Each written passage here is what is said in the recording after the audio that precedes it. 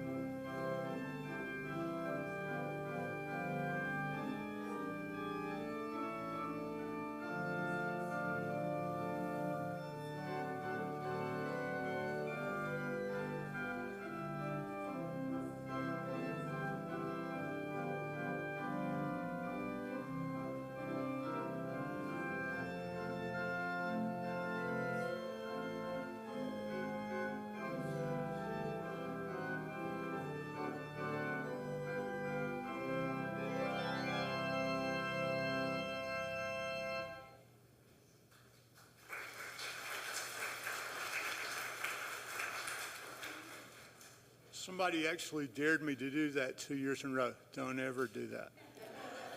So this is the second of our concert series this year.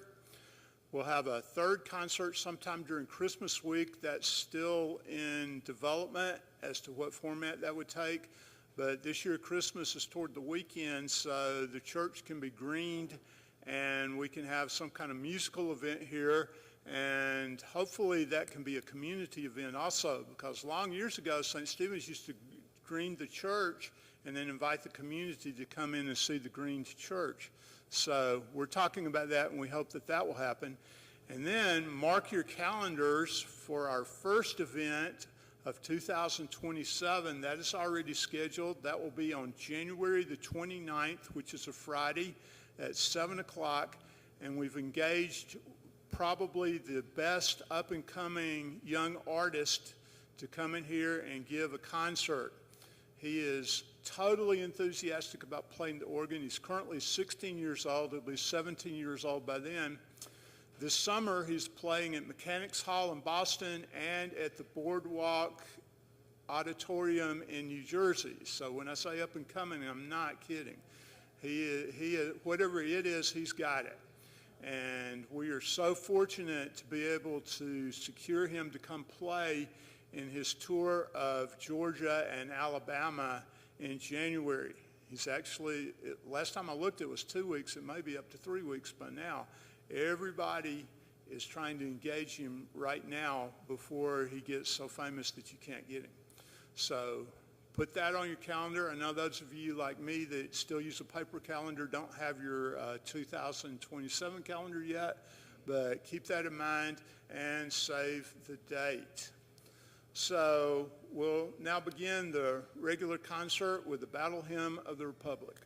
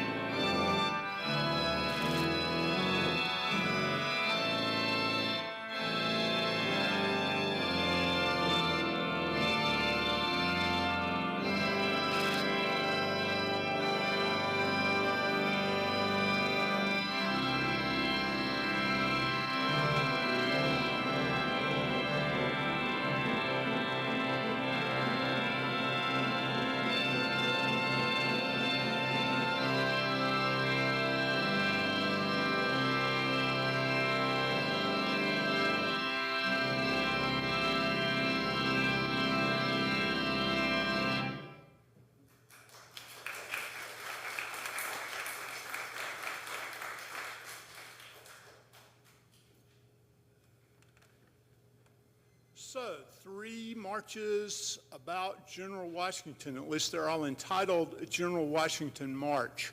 So this is an example of colonial music at its best called the quick step. So you'll have a little bit of lilt. You can kind of move along with the music if you want to. And what I've tried to do is to pretend like that we're at St. Stephen's in the 1840s, and somewhere in here we have a little one keyboard organ, which is what they would have had. And there's still one up in Blairsville at Grace Calvary Episcopal Church, and one over in western Georgia at Zion Episcopal Church, and that one they still have to pump it. They never put an electric blower on it.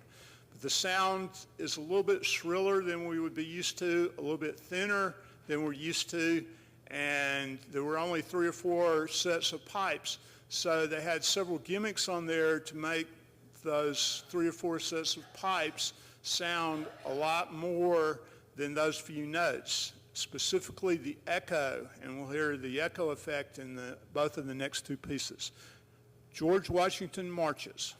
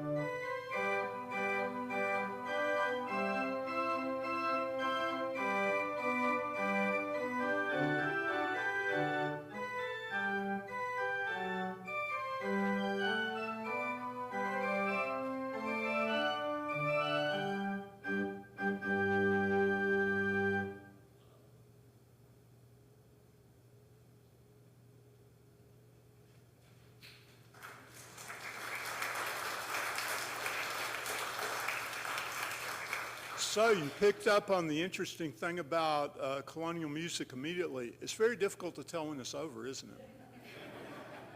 You did good. The next piece I think I've played at every 4th of July concert, and this is either number 20 or it's approaching number 20. I realized in February I've now been doing this for 50 years. I've played in a church every Sunday. So in 1976, in our bicentennial, I just graduated from high school 3 weeks ago, and I was in my 5th month of playing for Madison Presbyterian Church. So long time ago, 50 years.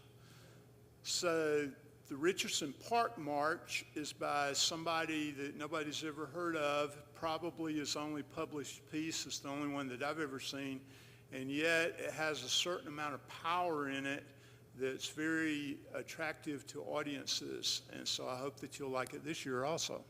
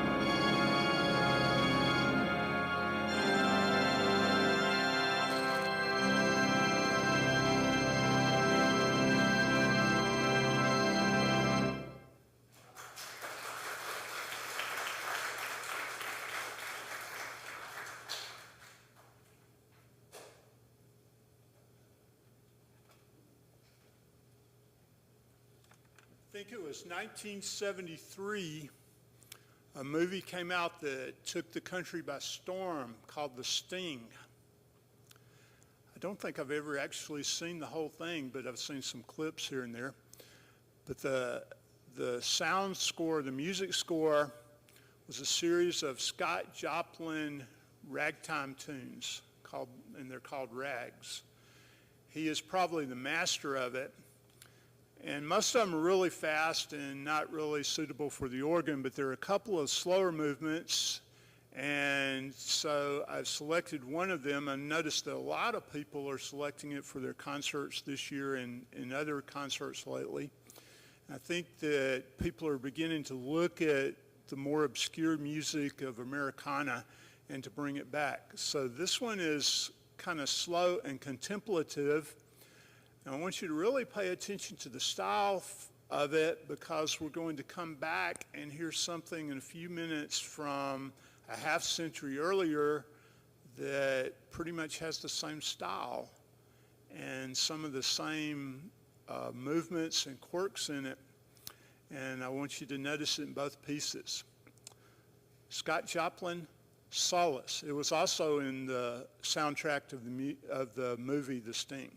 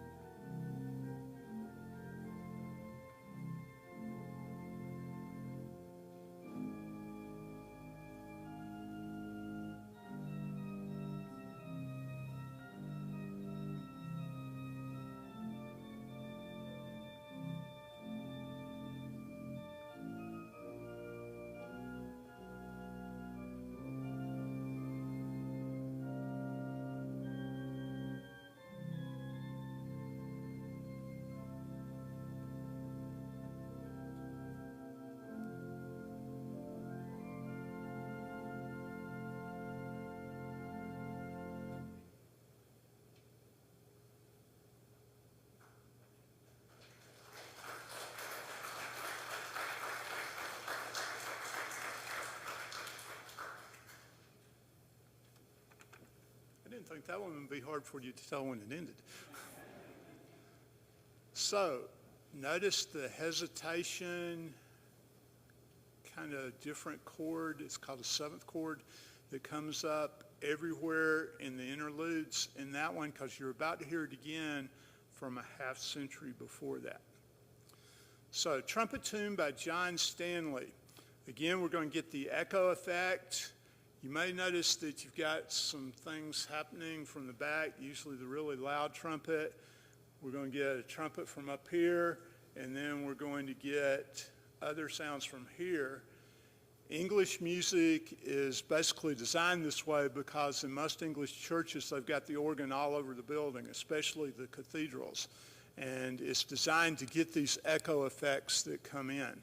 So I hope you'll be able to hear all of that in this pretty well-known piece by John Stanley.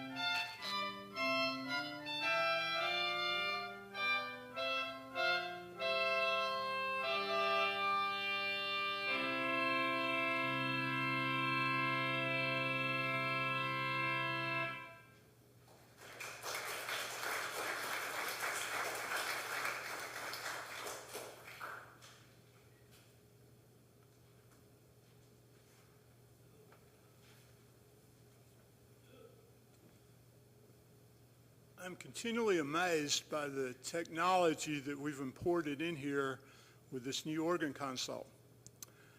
There was not a pipe played on that entire piece, and yet the sound picked up on the detuning of the pipes up here from a previous piece, and what came out of the swell box here sounded equally out of tune due to the weather. It's just that time of year. Sounded exactly the same out of tune, that is, except that it was totally digital, and if it didn't have all of that, it would have been in perfect pitch all the way across. It's amazing what they can do in 2026.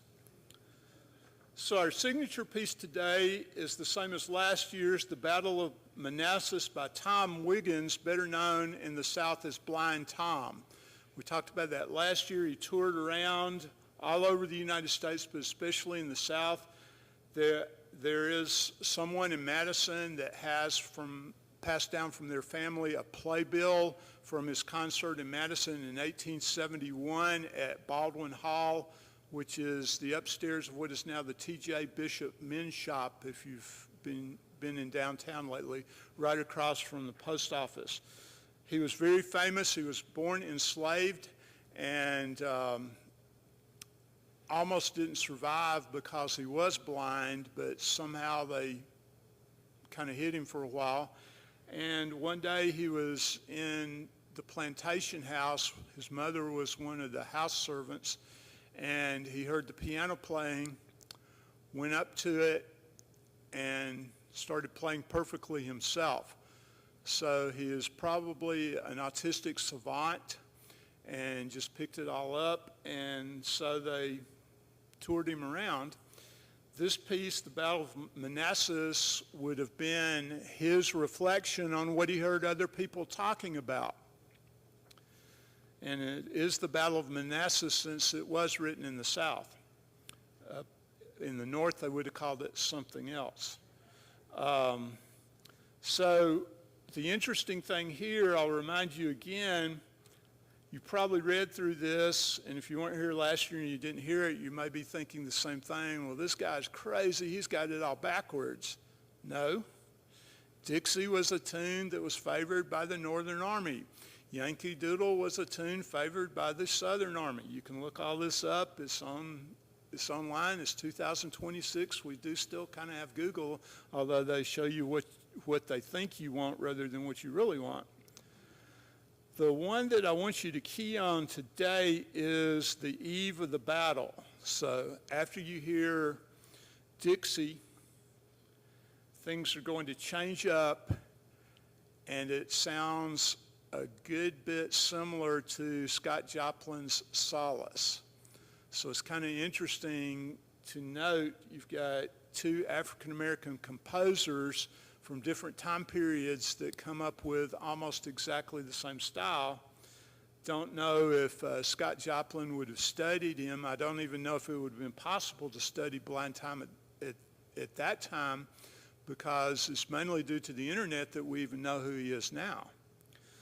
So the Marseillaise represents the Southern Army because they were in rebellion. I will say again, the Star Spangled Banner in spots does not sound anything like what was played at the beginning, which is kind of the traditional arrangement of the national anthem. Notice they call it the Star Spangled Banner because it didn't come the national anthem until years later. And then the retreat is kind of interesting. It's just kind of discombobulated. It's almost more of an improvisation, so I don't think I've ever played it the same way every time, so we'll see what comes out. The Battle of Manassas, according to Tom Wiggins.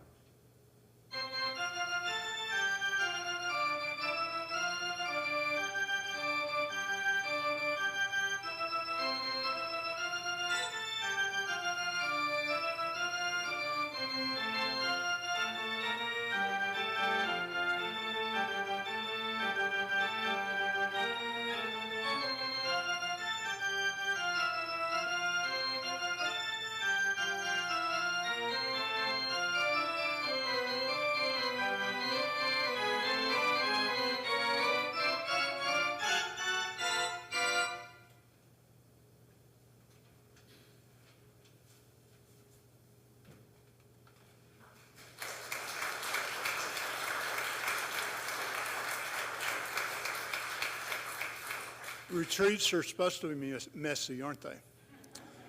So I didn't warn you about the cannon fire going on throughout the whole thing. One day I'll tell you how hard it is to play the Marseillaise and jump 2 octaves and hit the cannons at the same time. So what is the next one? Oh, Variations on America. Actually, when this was written and it says Charles Wesley, this is actually Charles Wesley's son, not the major hymn writer that you know. He was also organist choir master of note in London, and this was rightfully entitled at that time Variations on God Save the King, which of course would have still been George III, which is kind of interesting. This was probably written for harpsichord, although it works very well for chamber organ, and that's how I've tried to register it again like it would have been in the 1800s.